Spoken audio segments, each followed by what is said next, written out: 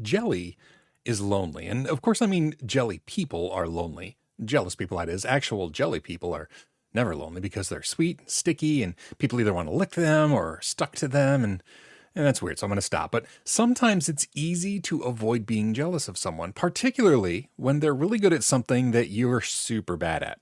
So, for example, I am not jealous of Olympic athletes, basketball players, whether they're Olympic or otherwise, professional cake decorators, people with exotic taxidermy collections, cave divers, antique furniture collectors. Yeah, okay, it's beginning to occur to me that it's easy to avoid being jealous of people when they're good at something that you don't want to do, regardless of skill level. But I still argue it's easier to resist jealousy when someone else is really good at something that I'm really bad at. So here are some examples, and these maybe I'm envious of, but not really jealous. People who can draw. And yes, I see the irony and or hypocrisy here because I literally draw webcomics, but it doesn't mean that I'm actually good at drawing, just that I'm unwilling to let my lack of skill stop me. I'm not really jealous of really good photographers or people who understand how semicolons work or physically attractive folks or singers who can melt your actual soul with their voices. And yes, I'm looking at you, every member of my immediate family, except for me. And then there's jealousy of possessions, which I don't think is really about the person who has the stuff, but more about your own lack of stuff. And maybe this is really covetousness. I think that's just another flavor of jealousy, though, so it counts even if it is a little bit different. And we don't really need a whole list because it's honestly usually just being jealous of people with money and jealous of the things that people with money have and do. And here's the deal. I really don't think I can help you with that last list because wanting more and more and more is a much deeper issue, and I think it's rarely solved by actually attaining those things. Although having more money is honestly usually nicer than being poor, so while it might not be the solution to all of life's problems, it's nice to have central air and a heated garage than it is to not have those things. Or I assume, because I really don't have either one. But that middle list of things that you wish you could do but other people are better, they can get pretty ugly pretty quick. And so if you're good at something or you're trying to do well at something and someone else is much better at it than you, it's easy to get bitterly jealous, especially when the other person is able to accomplish such things with minimal effort. And no, I'm not talking about people who work hard for years and then get accused of being overnight successes when they finally make it big. I mean those people who are like, oh wow, I've never even tried water ski before. Check out this sick flip. Thankfully, those people are pretty rare and nobody likes them. Nobody likes you, Dave. Take my friend Jim, for instance. Jim and I actually have a lot in common. We're both old, we're both grumpy, we're both incredibly unattractive. All right, that went sideways pretty quick. Let me try again. Jim and I have quite a lot in common. We're both writers. We both like taking photos of birds. We both want to support ourselves and our loved ones using our creative abilities. And here's the thing. Jim posts photos like this all the friggin' time. Now, if you're listening to this on the podcast, I'll put a link to the tweet I'm talking about, but it's a picture that Jim posted of an eastern bluebird. It's just gorgeous. Anyway, he's also able to support himself using various creativity-based revenue streams, and he can grow a real mustache.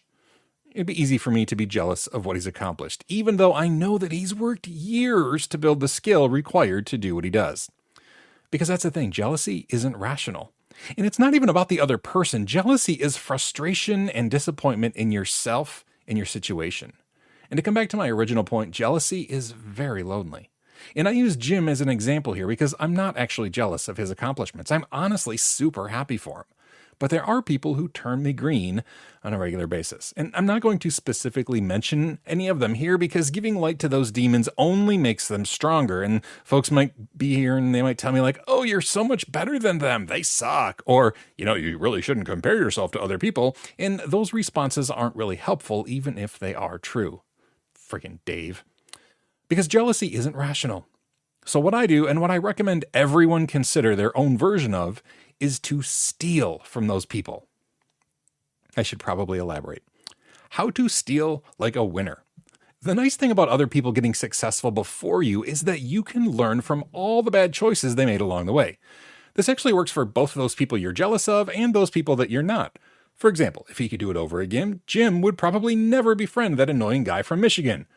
Me. Seriously, though, there are so many things I've learned from Jim's success. The frustrations about social media platforms, the importance of personal online security. The dude gets death threats on the regular. How important it is to disregard hateful feedback. Heck, even his mustache. He taught me how to blow my nose when I grew my own sad face caterpillar a while back. I also have several friends who have published books. Some have self-published, some have used traditional publishing, and some have used multiple methods and multiple publishers. I have very smart and successful friends, I know. But even though I haven't written a book yet, I already know the pros and cons of each method. And I know what publisher I absolutely wouldn't use even if they wanted me. No, I won't tell you the company. But you can still learn from my thievery. Before you agree to publish with a company, talk to some authors who have already worked with them. Also, I've been hitting YouTube pretty hard recently, and the nature of YouTube means that you can see the progression of successful creators as they build their channels.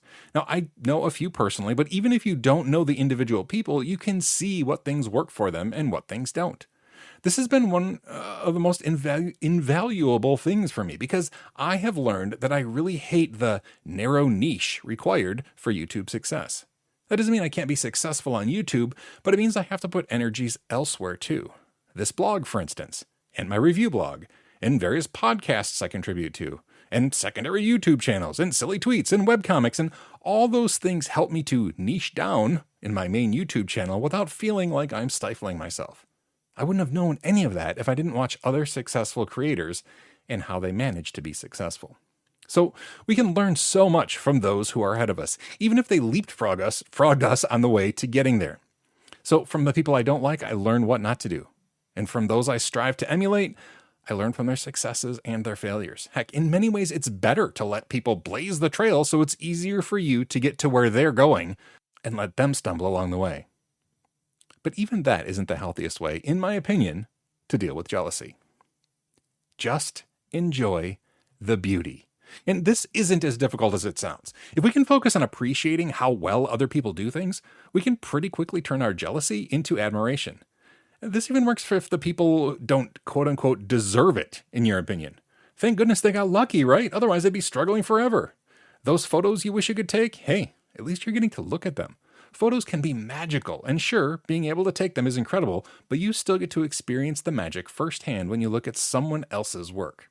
And we already do this. Have you ever watched the Olympics? We are so excited for those athletes who have devoted their lives to excellence. We will never be as good at their craft as they are, but that's okay because we get to see them be great. And this isn't reserved for Olympians. Are you jealous of Miley Cyrus's voice? Well, maybe instead focus on how great it is to hear her sing. Do you wish you could dance like, okay, I don't really know any dancers, but if you have a dancing person in mind, isn't it great to just see them dance? The point is, jealousy is a very strong emotion, but many times it's easy to flip that strong negative emotion into admiration, which is a strong positive one. And that makes you a better person, one that someone might, admire.